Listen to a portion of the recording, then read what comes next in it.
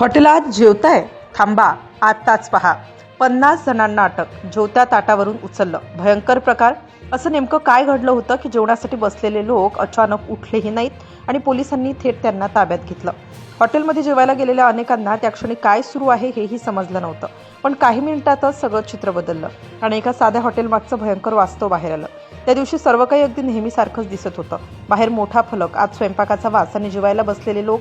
कोणी भाकरी खात होते, कोणी मटणाचा घास घेत होते, तर काही जण गप्पा मारत बसले होते.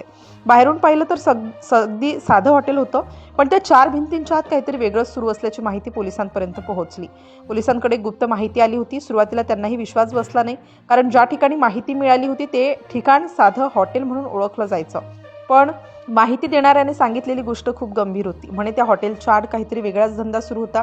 ही माहिती मिळाल्यानंतर पोलिसांनी तातडीने हालचाल सुरू केली. काही अधिकारी शांतपणे त्या भागात पोहोचले. त्यांनी बाहेरून सर्व परिस्थिती पाहिली. आत लोकांची गर्दी होती. काही लोक जेवत होते, तर काही लोक एका खोलीत बसून काहीतरी करत असल्याचं दिसत होतं.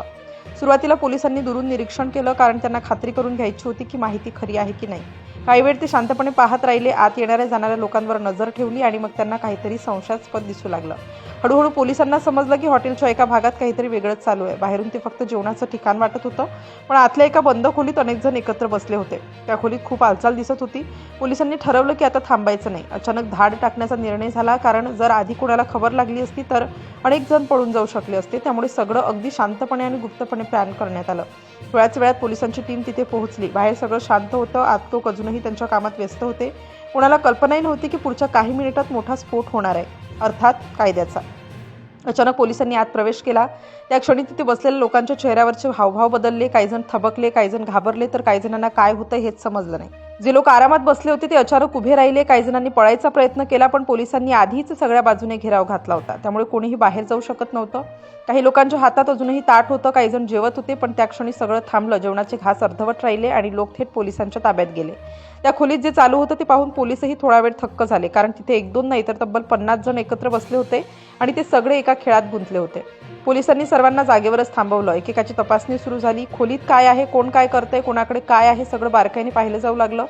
तपासणी सुरू होताच एकामागून एक गोष्टी समोर येऊ लागल्या. सुरुवातीला वाटलं होतं की छोटासा प्रकार असेल, पण जे समोर येत होतं ते पाहून पोलिसांनाही आश्चर्य वाटलं. तिथे मोठ्या प्रमाणावर पैसे आढळले. टेबलांवर नोटा, काही लोकांच्या खिशात पैसे आणि काही ठिकाणी पत्त्यांचे डाव सुरू होते. त्या खोलीत वातावरण वेगळंच होतं. पोलिसांनी सर्व साहित्य जप्त करायला सुरुवात केली.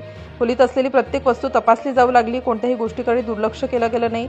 तपासणी करताना अजून एक धक्कादायक गोष्ट समोर आली. तिथे मोठ्या प्रमाणावर मोबाईल फोनही होते. अनेक वाहन बाहेर उभी होती. सगळं पाहता हा प्रकार छोटा नव्हता हे स्पष्ट होतं. बाहेर उभ्या असलेल्या वाहनांचीही नोंद घेण्यात आली. चारचाकी, दुचाकी अनेक वाहनं त्या ठिकाणी उभी होती. पोलिसांनी सर्व वाहनांची माहिती गोळा केली. तिथे उपस्थित असलेले सर्व लोक आता पूर्णपणे घाबरले होते. काही जण शांत बसले होते, तर काही जण स्वतःला वाचवण्याचा प्रयत्न करत होते. पण पोलिसांनी सगळ्यांना ताब्यात घेतलं. त्या क्षणी हॉटेलमध्ये पूर्ण शांतता पसरली होती. काही वेळापूर्वी गप्पा आणि आवाजाने भरलेलं ठिकाण अचानक स्तब्ध झालं होतं. पोलिसांनी सर्व लोकांना एकत्रित उभं केलं. त्यांच्या नावाची नोंद घेतली. प्रत्येकावर कायदेशीर कारवाई करण्याची प्रक्रिया सुरू झाली. तपासणी पूर्ण होताच पोलिसांच्या लक्षात आलं की हा काही साधा प्रकार नाही. इथे मोठ्या प्रमाणावर बेकायदेशीर काम सुरू होतं. ज्या ठिकाणी लोक फक्त जेवायला येतात असं वाटत होतं, तिथे वेगळाच खेळ सुरू होता. बाहेरून साधं हॉटेल, पण आत मात्र मोठा जुगार अड्डा चालू असल्याचं समोर आलं. या कारवाईनंतर परिसरात एकच खळबळ उडाली. अनेकांना विश्वास बसत नव्हता की इतक्या दिवसांपासून हे सगळं सुरू होतं. पोलिसांनी सर्व आरोपींवर कायदेशीर कारवाई सुरू केली. जप्त केलेला मुद्देमाल ताब्यात घेतला आणि त्या ठिकाणावर सुरू असलेला बेकायदेशीर प्रकार पूर्णपणे बंद करण्यात आला.